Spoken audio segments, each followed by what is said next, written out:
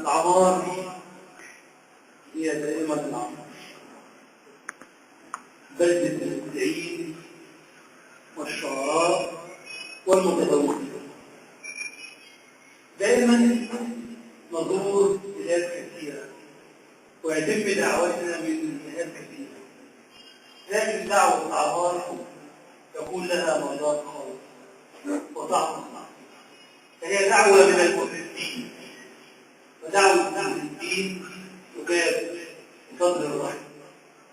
نشعر دائما ونحن في الأعمار أننا في بلدة المستضعفين، وأنا أقول دائما أن بلدة الأعمار لها مجموعة من المبدعين هم الذين يضحون بركزهم، هم مبدعين حقيقيين، لكن للأسف يتفوقون داخل بلدة الأعمار. أطلب من أدباء الأعمار أن ينفتحوا أكثر، لأن لديهم أدباء لهم إبداع جميل ولهم فكر عميق، فيجب أن يأخذوا حقهم، يجب أن يأخذ أهل الأعمار من المبدعين حقهم في الإبداع. وأعتقد أن الأستاذ أحمد عبد نورة والأستاذ أحمد عبد العال تبنوا إنشاء نادي أدب في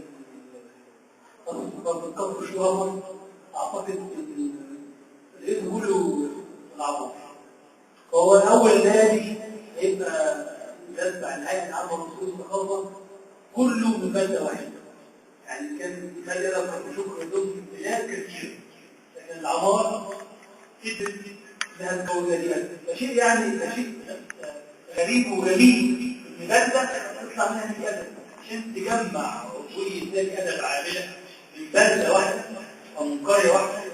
نادي أدب يتم اعتباره من الوزير له ميزانية تصل 5000 جنيه سنويا، شيء جميل. إن ده بيدل أن الأعمار هي فعلا قرية مليئة بالمبدعين الحقيقيين. أنا دائما أكون سعيد أيام السعادة عندما أتوجه فيها وأطلع، وآتي دائما الأعمار سواء بدعوة أو غير مليء من أهل الأعمار الموجودين والأهل. أتمنى إن شاء الله كل الأدب واعتماد الناس أحسن بدل مجهود كبير، وكل أهل الأعمار الإخوة بدل مجهود كبير في اعتماد الناس. أتمنى أن يفعلوا بمثالية ويضعوا كتب من خلاله ومرات على مستوى الهيئة والتفكير وبس.